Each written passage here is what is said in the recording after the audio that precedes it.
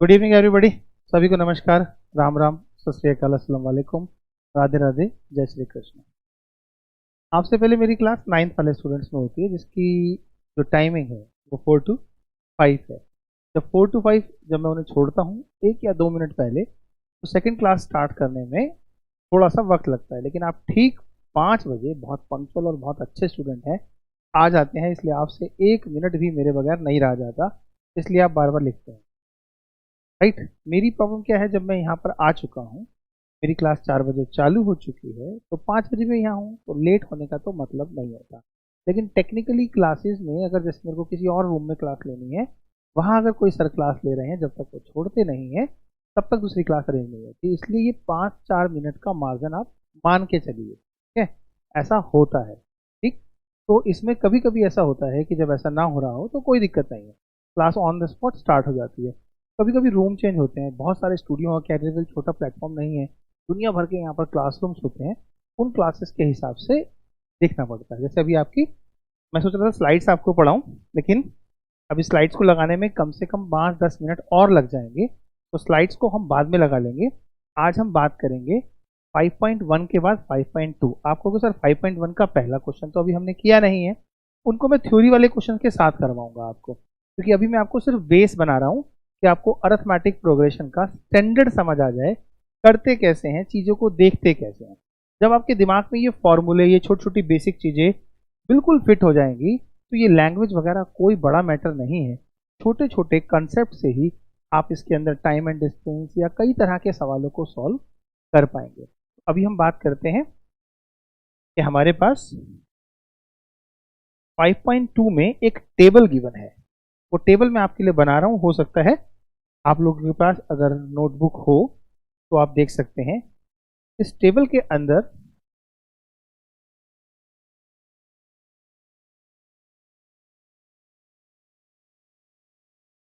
Exercise 5.2 और question number 1 यहां आपको गिवन है।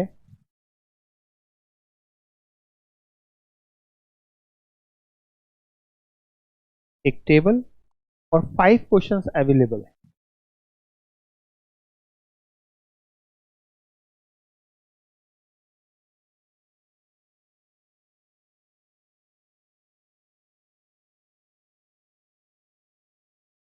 ए, डी, एन और ए एन।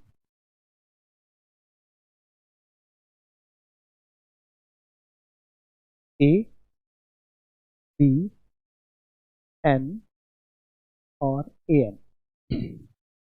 7, 3, 8। फर्स्ट क्वेश्चन में आपको दिया हुआ है 7, 3, 8 और ये आपकी प्रॉब्लम।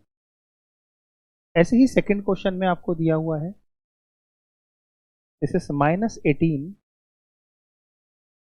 यहां आपको प्रॉब्लम दे दी, यहां दे दिया आपको 10 और इधर दे दिया आपको 0। थर्ड क्वेश्चन में ध्यान से देखिए, यहां दे रखा है आपको प्रॉब्लम, फिर दे रखा है -3 and then 18 and after that -5। Fourth problem की बात करते हैं। -18.9, this is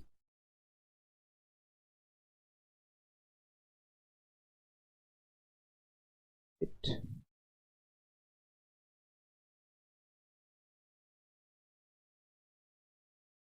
2.5, this is the problem and it is 3.6।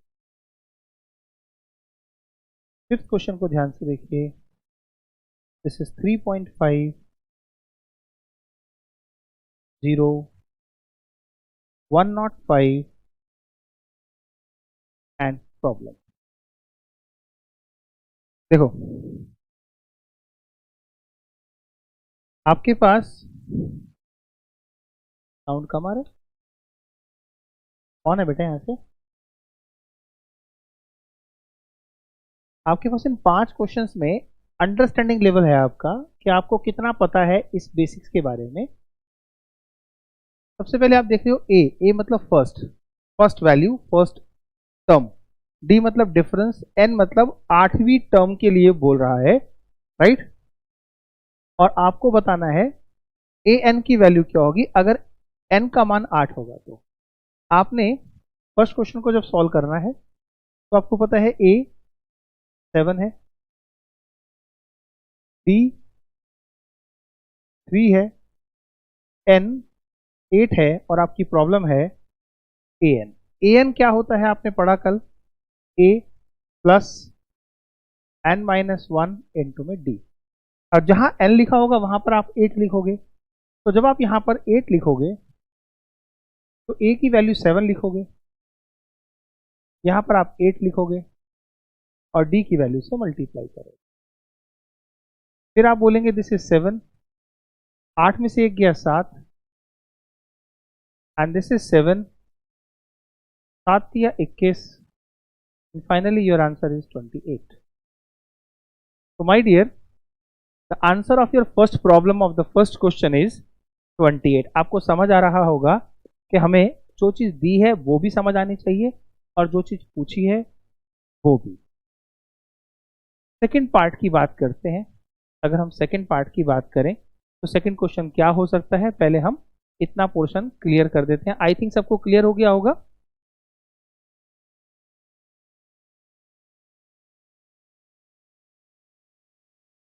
Let's understand what is the need of the second question. Second question हमसे चाहता है कि आपके पास ए की वैल्यू -18 है, डी आपकी प्रॉब्लम है, एन आपको गिवन है 8 और जो ए एन टर्म है जिसे आप बोल रहे हैं वो 0 है। ठीक है, तो let's understand a n term हमारे पास कैसे हम लिख रहे हैं। This is a plus N minus 1 into में डी। तो when you will write a n means a n मतलब 0, ए एन की पूरी वैल्यू 0 है तो आप इस वैल्यू की जगह पर 0 लिखेंगे। आपको कैलकुलेट क्या करना है, डी।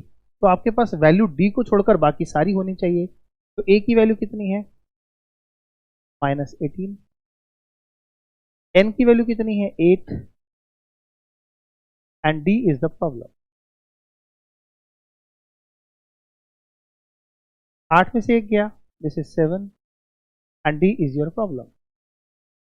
क्लियर है, समझ आ रहा होगा, कोई दिक्कत नहीं है। फिर दोबारा देख लो, -18, डी की वैल्यू आपके पास है नहीं। अच्छा, ए की एन की वैल्यू 10 है, सॉरी, यहाँ पर this value is given to us is 10। तो instead of N we should write, दोबारा लिख लेते हैं इसे,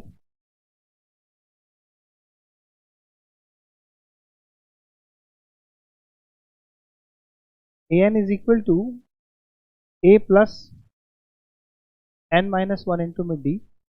एन की वैल्यू 10 है, सेकेंड क्वेश्चन हम सॉल्व कर रहे हैं। तो ए एन की वैल्यू 0 है जी, and this is A, this is equal to -18, N is equal to 10 and D is the problem. This is -18, 10 में से 1 गया, 9 into में D. You can say 9D is equal to 18 and D is equal to 18 upon 9, that is 2. This is the right answer of the problem.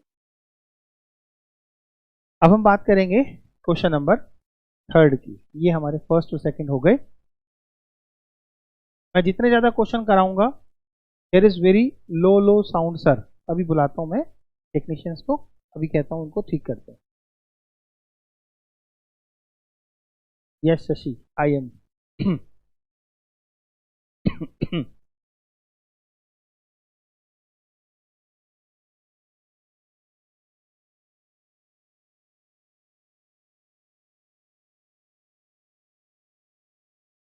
Now the question number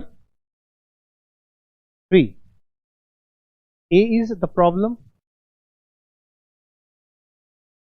Sound उनको बुलाना, दीपक को. B is -3 and is 18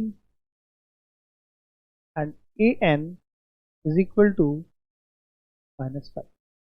तो an की value अगर आपसे कहूं कैसे लिखोगे आप?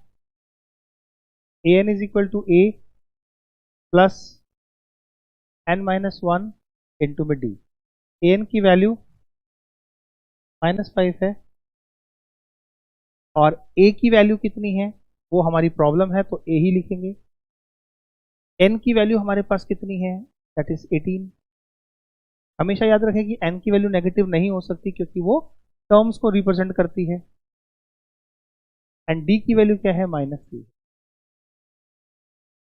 an की वैल्यू नेगेटिव हो सकती है, a की वैल्यू नेगेटिव हो सकती है, d की वैल्यू नेगेटिव हो सकती है, n की वैल्यू कभी भी नेगेटिव नहीं हो सकती. इस बात को याद रखें. तो this is -5 and this is a.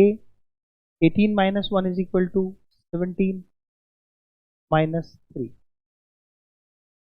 So this is -5 is equal to a minus 51. 17 51, 51 को यहाँ ले जाए हम, so this is plus 51. So finally you can say a is equal to 46. Yes, बहुत बढ़िया. कल की क्लास आराम आराम से धीरे धीरे से पढ़ाने से जो फायदा दिखाई दे रहा है वो ये कि सबको समझ आ रहा है कि चीजों को देखना कैसे है और इस्तेमाल कैसे करना है. चलो अगले चौथे क्वेश्चन की बात करते हैं. यहां पर वैल्यू डेसिमल में है, थोड़ा सा ध्यान रखेंगे. बच्चों को साउंड बहुत कम आ रहा है. Very good. आदित्य अगर आप लेट आए हैं तो हम पढ़ रहे हैं अरिथमेटिक प्रोग्रेशन, समानांतर श्रेणी. राइट? जी हाँ. अब हमारे पास है नेक्स्ट प्रॉब्लम.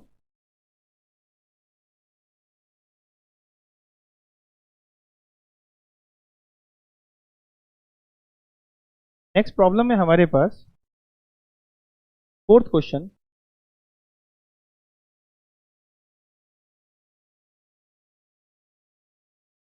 ए की वैल्यू -18.9 है, बी की वैल्यू 2.5 है, एन आपकी फिर प्रॉब्लम है और ए एन की वैल्यू 3.6 है.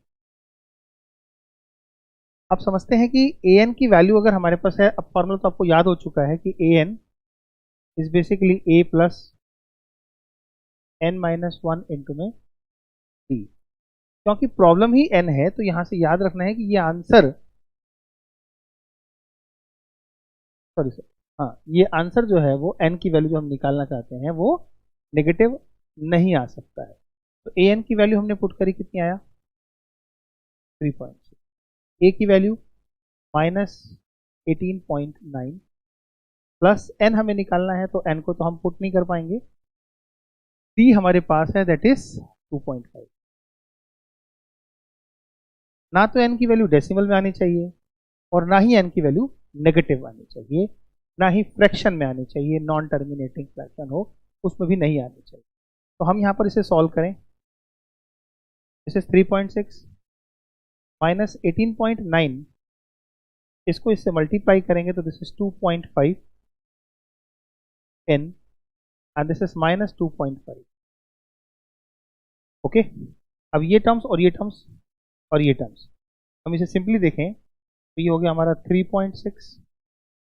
18 और इसको ऐड कर देंगे तो 9 और 5 14 हो जाएगा, 18 तो 20 और 1 21 हो जाएगा. तो दिस इज -21.4 प्लस 2.5 n. इसे शिफ्ट कर लेते हैं. तो 3.6 plus 21.4 is equal to 2.5n, and that means you can say 2.5n is equal to 25, and finally n is equal to 25 upon 2.5, that is you can write 250 upon 25, and when you will cancel you will have the answer n is equal to 10. मतलब इस question में n का मान 10 आ गया. अब आपको समझ आ रहा होगा बहुत आराम से.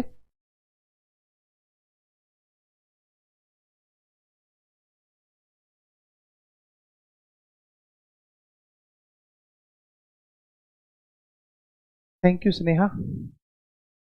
अच्छा पेन चेंज कर लूँ, ये थोड़ा सा बोल्ड हो गया ना. अरे हाँ, पहले से ये वाला यूज कर.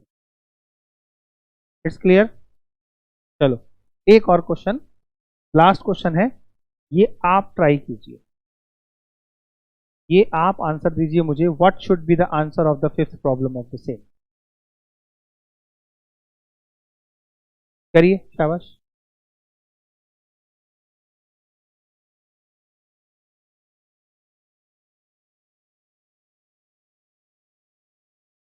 फिफ्थ का आंसर बच्चे दे रहे हैं 3.5. ऑलमोस्ट सभी बच्चे 3.5 दे रहे हैं. इसका मतलब समझ रहे हो, जब सबका आंसर 3.5 आ रहा है तो इसका मतलब है आराम आराम से पढ़ाने से सबको आता है. अब फायदा क्या होता है, देखो बताता हूँ. जो बच्चा इंटेलिजेंट है, जिसका मैथमेटिक्स पहले से बहुत अच्छा है, बस उसको इसका फायदा कब होगा, जब वो एग्जामिनेशन हॉल में बैठा होगा और उसका मैथ्स का लेवल पहले से बहुत अच्छा है, तो वो क्वेश्चनों को जल्दी जल्दी सॉल्व कर लेगा. ठीक. जबकि मेरा जो दूसरा वाला स्टूडेंट है, जिसका मैथ्स पहले से अच्छा नहीं है, धीरे धीरे सुधर रहा है, वो इसे सॉल्व कर लेगा. राइट.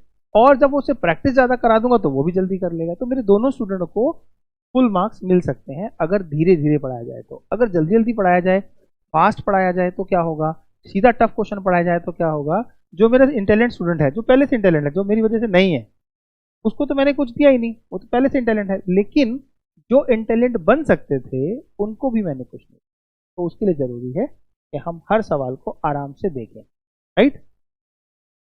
डेसिमल वाले में प्रॉब्लम होता है, लेकिन अगर आप ध्यान रखोगे तो कंसंट्रेट करना है, कैलकुलेशन अपना ठीक हो जाएगी. जब मेरा कंसंट्रेशन आपके कमेंट्स पे होता है तो मुझसे भी गलती हो जाती है. तो कोशिश क्या करनी है, when you are solving the question, don't concentrate other things, only calculation. Right. लेकिन मेरी तो मजबूरी है, बीच बीच में आप पे ध्यान जाता है और आप कुछ ना कुछ लिख रहे होते हैं, इसलिए कभी कभी ऐसा हो जाता है. आइए, अब हमारे ये पांचों क्वेश्चन सॉल्व हो गए. फिफ्थ पार्ट सॉल्व करने की जरूरत तो नहीं है, सबको समझ आ रहा होगा. तो पहला क्वेश्चन हमारा 5.2 का बहुत अच्छे से टेबल वाला क्लियर हो गया. राइट. अब आते हैं हम सेकंड पार्ट पे. निम्नलिखित में से सही उत्तर चुनिए और उसका औचित्य दीजिए. आपसे कह रहा है कि एक एपी है. हम सेकंड क्वेश्चन पे बेटा, क्वेश्चन नंबर 2, एक्सरसाइज 5.2 एनसीईआरटी. यहां पर बोलता है कि एक एपी है आपके पास. क्या है, एक एपी अवेलेबल है जिसकी वैल्यू है 10 है, 7 है, 4 है, और इसका 30वां पद अर्थात 30th टर्म हमें बताना है. What is the 30th value. 30वां पद है, क्या है ये आप बताएंगे.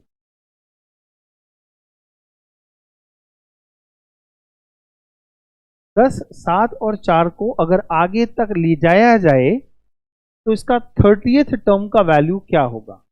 अभी आप टेबल से महसूस कर रहे थे कि क्या क्या आपको दिया हुआ है. अब आपको एपी से समझना है कि आपको क्या दिया. ध्यान से देखिए, आपकी इस एपी में ये A1 है, A1, ये A2, ये A3 और ये A30 जो आपकी प्रॉब्लम है. A1 की वैल्यू रिप्रेजेंट करती है A को, जिसका मान हुआ 10. डी की वैल्यू, क्योंकि वो एपी बोल रहा है, एपी है, वो आपको चेक करने की जरूरत नहीं है, एपी इज कंफर्म्ड, तो आपको चेक करना होगा A2 minus A1 that is 7 minus 10 अर्थात -3। और अगर अपने सेटिस्फेक्शन के लिए चेक करना चाहो तो आप A3 माइनस A2 भी कर सकते हैं, यानी कि 4 माइनस 7 भी कर सकते हैं, और आप यहाँ चेक कर सकते हैं कि आपका कॉमन डिफरेंस उतना ही आ रहा है जितना आना चाहिए, क्योंकि वो कॉमन डिफरेंस है। अब आपको अच्छे से पता है कि A की वैल्यू आपके पास है दैट इज 10, आपको पता है कि D की वैल्यू आपके पास है दैट इज -3। A क्लियर हो गया, D क्लियर हो गया, और ये तीसवां पद क्या बोल रहा है? तीसवां पद का बोल रहा है 30th नंबर पर, नंबर किससे स्टार्ट होता है? N से, यानी कि N की वैल्यू आपको बोल रहा है N इज इक्वल टू 30 है। मैं आपसे जनरल टर्म की बात करूं तो जनरल टर्म क्या सिखाई थी मैंने, और जिस पर अभी हमने बहुत सारे सवाल किए, ये इस जनरल टर्म में आपके N की वैल्यू 30 हो गई, तो आपको तीसवां पद निकालने के लिए N की जगह 30 लिखना पड़ेगा। A का जो मान है वही लिखोगे ना, यानी कि 10, N का मान 30 लिखोगे, और D का मान -3। Now finally this is 10 plus 29 into -3, and that is equal to 10 minus 87, and this is -77 is the right answer। कुछ बच्चे कभी कभी जल्दबाजी में आंसर गलत निकाल लेते हैं, इसलिए कुछ बच्चे 97 बोल रहे हैं, लेकिन ज्यादातर बच्चों का आंसर -77 सही आंसर है। सर एक्सरसाइज 5.1 का क्वेश्चन नंबर 1 बता दीजिए। बताएंगे, बिल्कुल बताएंगे, वेट करो, अभी थोड़ा सा और इंटरेस्ट डेवलप होने दो इस चैप्टर के अंदर, फिर लैंग्वेज वाले ही क्वेश्चन बताएंगे। बहुत आसान सवाल है, सिर्फ अर्थमेटिक प्रोग्रेशन ही बना के दिखानी है आपको। हाउ टू यूज इट, पहले आपको ये समझ आना चाहिए कि यूज करने के लिए स्टेप क्या होंगे हमारे। वेट करो, बिल्कुल कराएंगे, डोंट वरी। अब मैं आपको पहले एनसीईआरटी करा रहा हूँ, इसलिए पूरी एनसीईआरटी कराऊंगा, उसके बाद आरडी शर्मा कराऊंगा। राधिका मेरा सही है, हाँ तो मैं इतने आराम से करा रहा हूँ तो ज्यादातर लोगों का सही आंसर आ रहा है, बस कुछ लोग जल्दीबाजी में गलत आंसर निकाल रहे हैं। चिराग, बटलर एंड सम अदर। आइए राकेश जी ध्यान से करो, 22 आंसर नहीं है इसका, हमने अगला क्वेश्चन देखना है।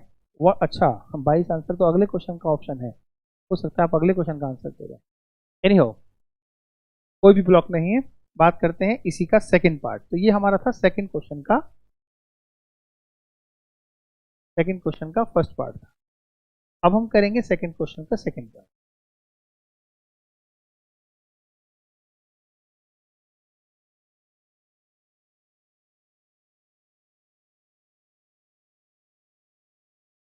तो पूरे को क्लियर कर दें। नाउ क्वेश्चन नंबर सेकंड का सेकंड पार्ट, एपी दे रखी है आपको,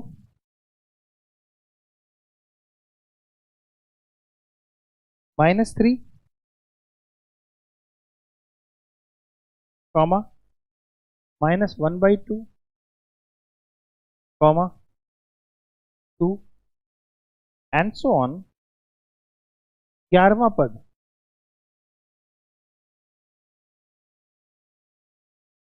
है, क्या है? ये तो हमारी प्रॉब्लम है। चलो सॉल्व करिए, 1 मिनट दिया मैंने आप लोगों को, अगर आप लोगों ने ठीक कर दिया तो मेरी प्रॉब्लम खत्म। 22, वेरी गुड वेरी गुड। कुछ बच्चे 23 बोल रहे हैं, राकेश थोड़ा ध्यान से कर बेटा। Okay very good, okay okay, very nice very nice, बहुत बढ़िया। तो बच्चे हम यहाँ पर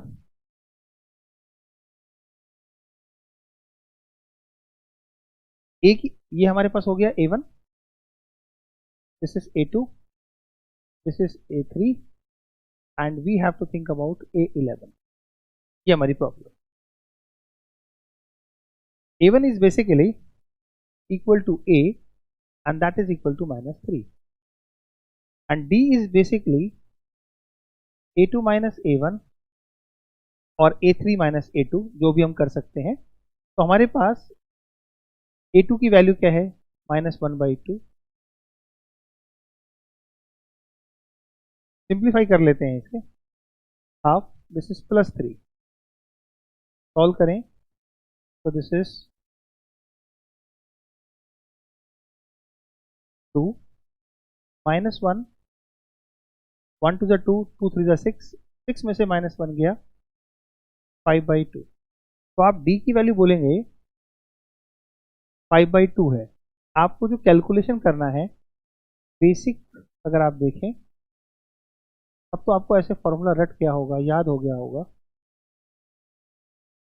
तो a की वैल्यू कितनी है, यहाँ पर a की वैल्यू हमारे पास है -3 और d की वैल्यू हमारे पास है 5/2 और n की वैल्यू है 11।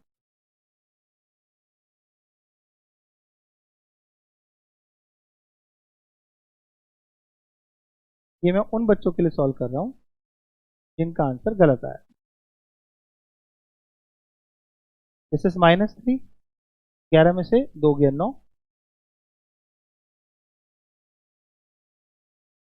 11वीं टर्म ही है ना।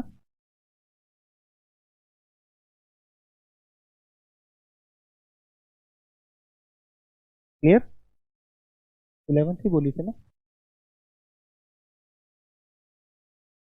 फिर देख लो एक बार, a की वैल्यू -3 दे रखी है आपको, आपने इसको इसमें सॉल्व किया, 6 में से 1 गया 5/2, d की वैल्यू ये है, a की वैल्यू आपके पास -3 है और 11th टर्म है। यहाँ -3 लिखा, यहाँ 11, अच्छा हमने यहाँ पे गलती से 2 लिख दिया, this 1 and this is 10, 5/2। Clear है, 2 से भाग किया 5, this is -3 and this is 25, 25 में 3 गया तो 11th term is equal to 22।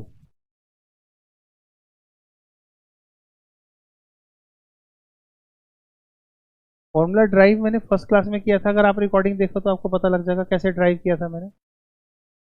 an is equal to a plus n-1 into में d को पहली क्लास उठा के देख लो, बहुत आराम आराम से समझाया हुआ है फॉर्मूला कैसे बना है। आदित्य कहें सर प्लीज हेल्प मी, कहीं बम बम बंधा हुआ है और आप फंस गए हो आदित्य सर। हाँ, आंसर बेटा 22 ही है।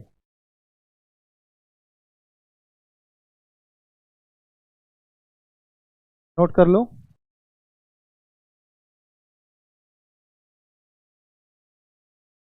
अच्छा, आइडेंटिटी ट्रिग्नोमेट्री में समझ नहीं आ रही, आराम से लेक्चर देखो ना, एक लेक्चर तो ना, बहुत सारे लेक्चर पढ़ाए हैं बेटा।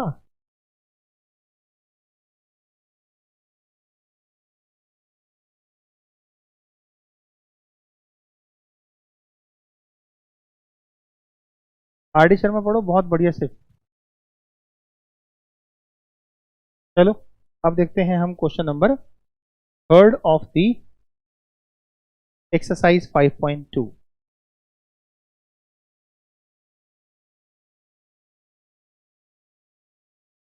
एक्सरसाइज 5.2 क्वेश्चन नंबर थर्ड का फर्स्ट पार्ट दिया है, निम्नलिखित समानांतर श्रेणियों में रिक्त खानों के पदों को ज्ञात कीजिए। आपको इन इंग्लिश अगर हम कहें कि find the value of the blanks in the given arithmetic progression. तो आपको दिया हुआ है 2, फिर ब्रैकेट एक तरह से, और फिर देन इट इज 26। टर्म्स आपको दिखाई दे रही होंगी कितनी है, 1 2 3, 3 टर्म्स आपको दिखाई दे रही है और सेकेंड टर्म आपकी मिसिंग। क्लियर है, तो आप ये कह सकते हैं कि ये कौन सी टर्म है आपके पास, है ना, ये आपकी है थर्ड टर्म। तो इसे आप थर्ड टर्म बोल सकते हैं, इसे आप फर्स्ट टर्म बोल सकते हैं। तो थर्ड टर्म के अंदर अगर आप n की वैल्यू पुट कर दें, a की वैल्यू पुट कर दें, तो d की वैल्यू आपको निकल जाएगी। यस, तो आप यहां पर बोलें कि a की वैल्यू कितनी है, राइट। और A3 की वैल्यू कितनी है? 26। ध्यान से देखो, ये A1 है, ये A2 है और ये A3 है। अगर आप A3 की वैल्यू को लिखें, जो जनरल फॉर्मूला है AN is equal to A plus N minus 1 into में D, तो यहाँ पे आ गई आपकी थर्ड A3। A की वैल्यू 2 हो गई, N की वैल्यू 3 हो जाएगी, -1 और D की वैल्यू आपको पता नहीं। तो A3 की वैल्यू आपके पास कितनी है? 26। 2, 3 में से एक गया 2, दिस इज 2D। अब 26 में से आपने माइनस किया 2 इज इक्वल टू 2D, और 2D बराबर हुआ 26 में से 2 गया 24, और D की वैल्यू कितनी आई? 24 डिवाइडेड बाई 2 यानी कि 12। यहां से आपको पता लगेगा कि आपको निकालना क्या है? A2। ये आपकी प्रॉब्लम है। यानी कि अगर आपका formula AN is equal to A plus N minus 1 into में D है, तो A2 की वैल्यू में A की वैल्यू आपके पास आ जाएगी 2, N की वैल्यू तो 2 है ही, और D की वैल्यू कितनी है? 12। तो इन दिस क्वेश्चन 2, 2 में से एक गया 1, the value of second term is 2 plus 12, that is 14. This is the right way to get the marks in your exam. आपको ये पता होना चाहिए जो टर्म आप निकालना चाहते हैं वो कौन सी टर्म है, और जो टर्म्स आपको दे रखी है उसको हम रिप्रेजेंट कैसे कर सकते हैं। एक बार और बता दीजिए, चलो एक बार और बताते हैं। A1, A2, A3 तीन टर्म से ज्यादा टर्म यहाँ दिखाई नहीं दे रही है, पहला पॉइंट। तो हमारे पास A3 को हम लिखें तो कैसे लिख सकते हैं? A3 को हम लिख सकते हैं जनरल टर्म में AN is equal to A plus N minus 1 into में D। अब A3 होगा तो N का मान 3 हो जाएगा, और A की वैल्यू आपके पास फर्स्ट टर्म से आपके पास अवेलेबल है, और D आपने यहाँ कैलकुलेट करने के लिए A3 की वैल्यू को यहाँ लिख दिया। जब D कैलकुलेट किया तो D आपके पास है, A आपके पास है, और आपको सेकेंड टर्म निकालनी है। तो सेकेंड टर्म निकालने का फॉर्मूला भी जनरल टर्म से ही होगा, AN is equal to A plus N minus 1 into में D। तो यहाँ A2 के लिए आप क्या करेंगे? मतलब A की वैल्यू पुट करेंगे 2, और N का मान अब 2 हो गया है तो N की जगह पे 2 लिखेंगे, तो 2 में से एक गया 1। समझ आ जाना चाहिए। आइए इसके अंदर सेकंड क्वेश्चन में कुछ और भी क्वेश्चंस हैं, उसके ऊपर बात करते हैं। धीरे धीरे समझ आएगा, टेंशन नहीं लेनी है, टेंशन ली तो गए काम से।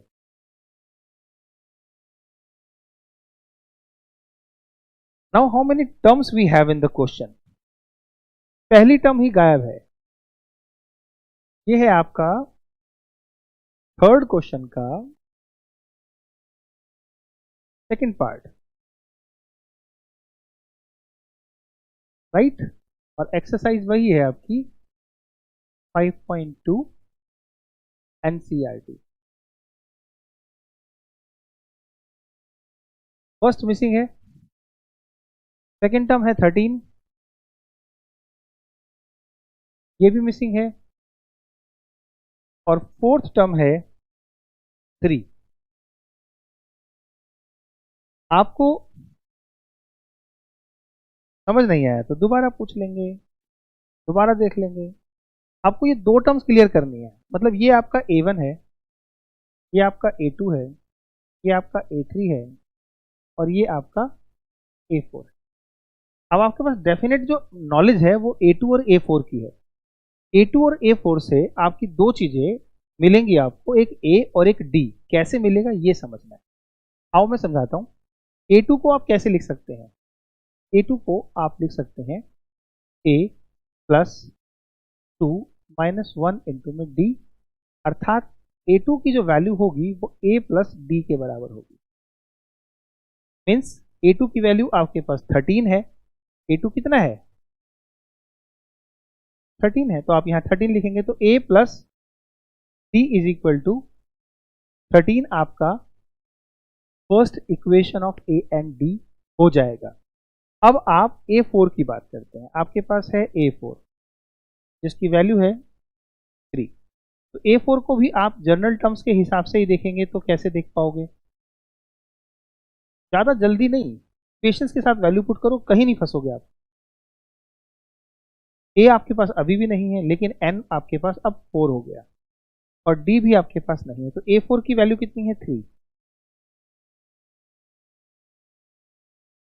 ये आपका सेकेंड पार्ट।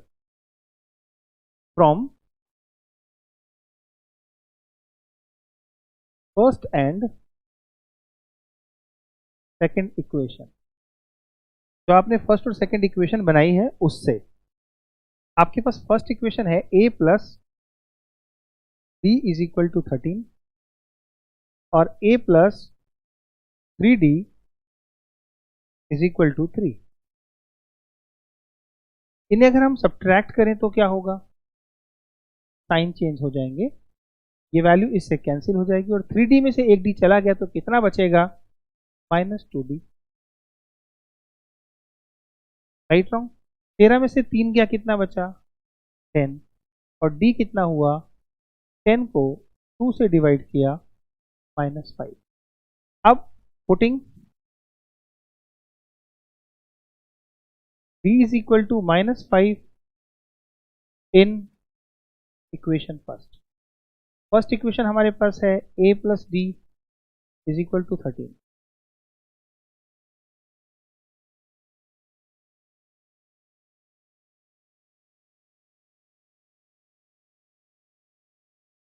नाउ a की वैल्यू हम निकालना चाहते हैं, d की वैल्यू कितनी पुट करें, -5।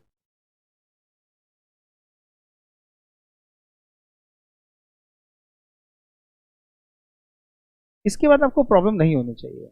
आपका सबसे पहला प्रॉब्लम था यहां पर क्या आना चाहिए, मतलब ये आपका a1 है, a1 मतलब a की वैल्यू, तो this is your 18। Now this is you got 18।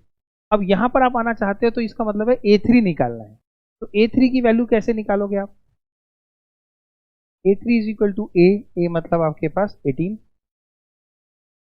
Plus 3 minus 1 into में d and d is equal to -5। So this is 18 plus 2 into में -5, this is 18 minus 10, 18 में से 10 गया 8, so this must be 8। I hope समझ आ गया होगा। एक बार और समझ लो, सवाल मुश्किल नहीं है, सवाल में जो टर्म्स आपको दे रखी है उसे हैंडल करने का तरीका अगर आपको नहीं आया तो ये इस तरह के सवाल आपके लिए मुश्किल हो सकते हैं। अब इसे आसान बनाते हैं। Can we write third term a is equal to 2 plus d, yes definitely, direct भी लिख सकते हैं। मैं तो आपको इसलिए बार बार बता रहा हूं कि जब भी मैं डायरेक्ट लिखूंगा हो सकता है आपको परेशानी हो कि ये कहां से आया वो कहां से आया।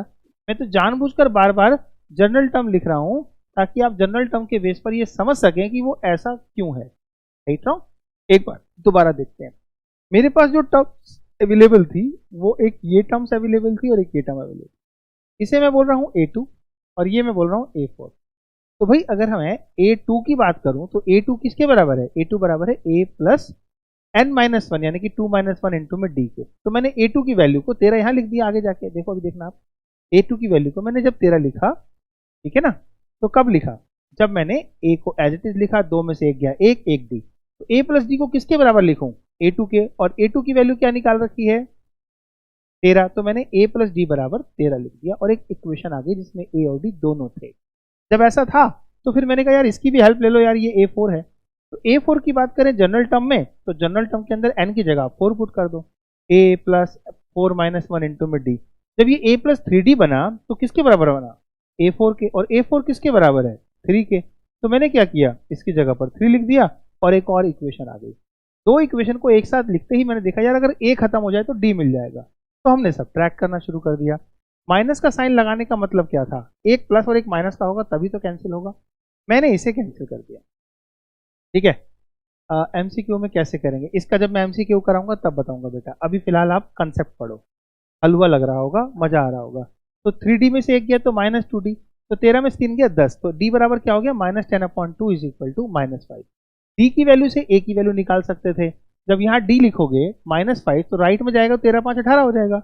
ये आपकी मर्जी है कि आपने पुट करना है तो पहले में रखो या दूसरे में रखो, this is only up to you. a और d की वैल्यू निकलने के बाद तो वो शुरू के 5 क्वेश्चन कराए ना, हलवा उसी से हो रहा है। बस उसके बाद क्या है, जब आपको निकालना है फर्स्ट टर्म तो वो a की वैल्यू के बराबर हो गया, थर्ड टर्म के लिए आपको फॉर्मूला लगाना पड़ेगा जनरल, a प्लस 2d, बस आपका आंसर बाहर आ जाएगा। हाँ, शॉर्ट नियम की बात करेंगे, अभी नहीं करेंगे, मुझे मालूम है शॉर्ट नियम आपको चाहिए, अभी बता दूंगा तो आपको मजा भी आ जाएगा वैसे, लेकिन वेट।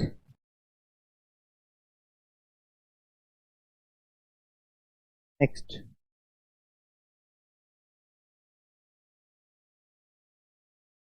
नेक्स्ट हमारे पास इसके अंदर अगला क्वेश्चन है, उसमें भी चार टर्म्स हमारे पास हैं। चार टर्म्स में थर्ड का third question, question number third का थर्ड पार्ट। हमारे पास पहले ही बॉक्स आ गया क्या? नहीं, पहले तो आया 5, फिर आया बॉक्स, उसके बाद फिर एक और बॉक्स आ गया, और उसके बाद वैल्यू आई 4.5, 9.5। ये टर्म्स को ध्यान से देखें तो क्या लिखेंगे? A1, A2, A3 और A4।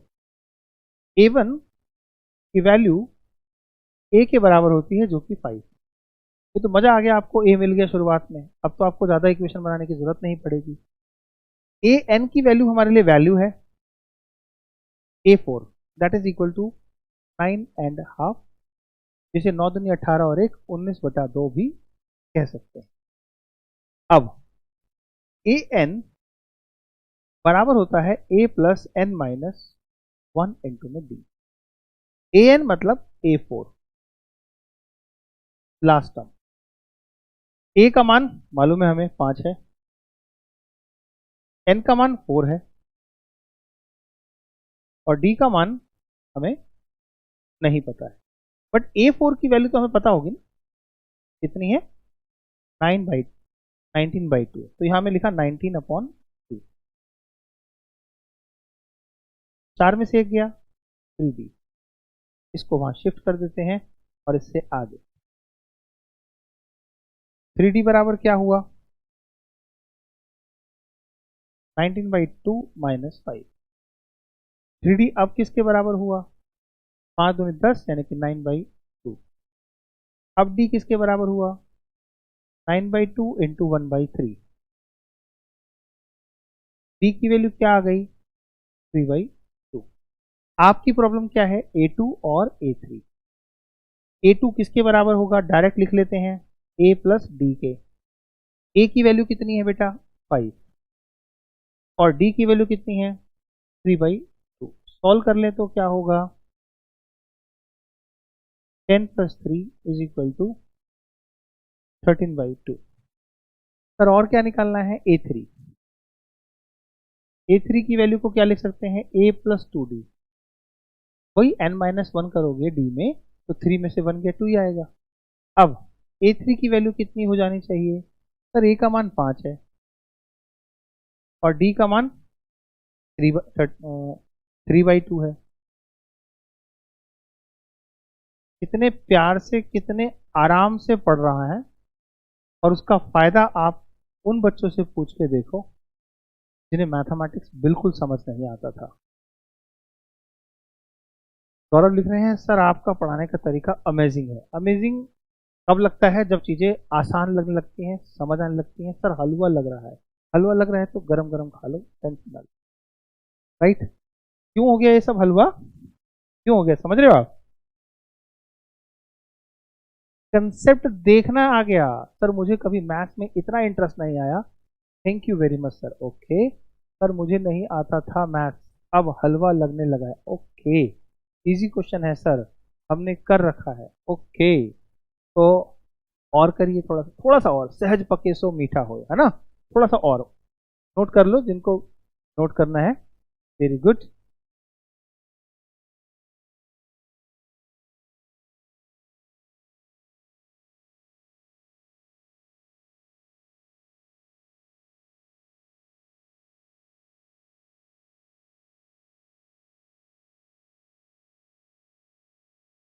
ठीक है आदित्य, जब रिवीजन होगा तो उसमें मैं आपको आइडेंटिटी दोबारा पढ़ा दूंगा, कोई दिक्कत नहीं। चलो, बहुत अच्छे से समझ आ रहा है। नेक्स्ट, इसका फोर्थ पार्ट, थर्ड क्वेश्चन का फोर्थ पार्ट, एक्सरसाइज 5.2 एनसीईआरटी। कितने वैल्यूज दे रखी हैं आपको? कितनी वैल्यूज दे रखी हैं सर? वैल्यूज दे रखी हैं हमें 1 2 3 4 5 6। -4 से शुरू हुआ, फिर ये स्टेप खाली हो गया, फिर एक और खाली हो गया, फिर एक और खाली हो गया, फिर एक और खाली हो गया, और फिर दे दिया 6। सीरीज में सबसे पहले क्या पकड़ना है? कितने स्टेप्स हैं? A1, A2, A3, A4, A5 और फिर A6। आपको पता है कि A1 की वैल्यू A के बराबर होती है और वो -4 हो गई। A6 की वैल्यू दे रखी है आपको 6। आपको ये समझना है कि A6 की वैल्यू 6 मतलब कैसे लिख सकते हैं। an का basic formula a plus N minus 1 into में d है। an मतलब कौन सा नंबर, ये तो हम 6 लिख लेंगे, राइट, और वो भी हमारी 6 टर्म है। तो A6 वैल्यू हो गई, यहाँ पर लिखा हमने -4, यहाँ 6 - 1 इंटू में d, और A6 की वैल्यू भी 6 दे रखी है। ये वाली वैल्यू इसके बराबर है, और इस वैल्यू को हमने यहाँ से नोट करके ये लिख दिया। जैसे -4, 6 में से 1 गया 5, 5t। इसको यहाँ ले आए तो 5 नीचे आ जाएगा और d की वैल्यू, तो d कितना आ गया? 10 में से 5 गया, और 10 को 5 से भाग किया 2, d की वैल्यू आपके पास आ गई। अब आप देखो आपके पास a की वैल्यू कितनी है? -4, और d की वैल्यू कितनी है? 2। a2 निकालना है। a2 क्या होगा? a प्लस d, अर्थात -4 प्लस 2, अर्थात -2। a3 क्या होगा? a plus 2d means -4 plus 2 into में 2, that is -4 plus 4 is equal to 0। a4 क्या होगा? a plus 3d। याद रखना है, अगर यहाँ 4 है तो वहां d 1 कम होगा।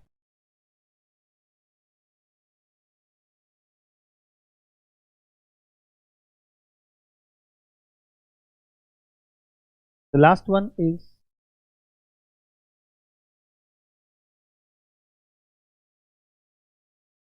a की वैल्यू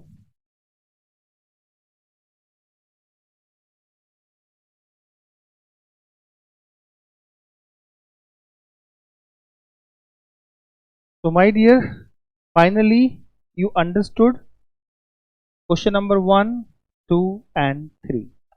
पांचवा क्वेश्चन, थर्ड क्वेश्चन का पांचवा पार्ट आप लोगों के लिए छोड़ रहा हूं। आज जितना आपने पढ़ा है उसमें आपका कॉन्फिडेंस इस चैप्टर में और बढ़ गया होगा। सर मैंने पहली बार कैरियरविल में नाम सुना, और आज जब भी लिए कि कैरियरविल है क्या, mind blowing. Thank you. Okay, अगर आपको लगता है कैरियरविल माइंड ब्लोइंग है तो इसका बड़ा सिंपल सा रीजन है माय डियर। कैरियरविल में सिर्फ एक 9th और 10th का ही नहीं, दुनिया भर के बहुत सारे कंपटीशन की तैयारी यहाँ कराई जाती है। यहाँ पर पढ़ाने वाले मैक्सिमम सभी के सब टीचर एक्सपर्ट ऑफ सब्जेक्ट हैं। आप इनसे एक बार मिलेंगे तो आपको समझ आ जाएगा कि सही मायने में कितनी नॉलेज वाले टीचर्स अवेलेबल हैं। मेरी क्लास से तो आपको समझ आ ही गया होगा। आपकी रिकमेंडेशन में आपके दोस्त यार जितने भी लोग अगर अलग कंपटीशन को सर्च कर रहे हैं तो उन्हें फटाफट बोलो कि आप कैरियरविल पर यूट्यूब पर सर्च मारें और फटाफट सब्सक्राइब करें। नोटिफिकेशन वगैरह भी आपके पास आते रहेंगे, और आप अपने लिए तो जान ही पाएंगे, अपने रिलेटिव्स वगैरह के लिए भी काफ़ी कुछ आप उन्हें बता पाएंगे। आज के लिए धन्यवाद, शुक्रिया। कल बात करेंगे क्वेश्चन नंबर 4 से, आगे चलेंगे क्वेश्चन नंबर 17 तक, 20 तक। तो यानी कि 4 से 20 तक पहुंचने में हमें अभी 2 क्लास और लगेंगी, इसलिए ज़्यादा जल्दी ना करें। आर डी शर्मा की बात करेंगे, लेकिन पहले बात करेंगे दुलीप सर की एनसीईआरटी से। तब तक के लिए धन्यवाद, खुश रहें, मस्त रहें, God bless you, love you.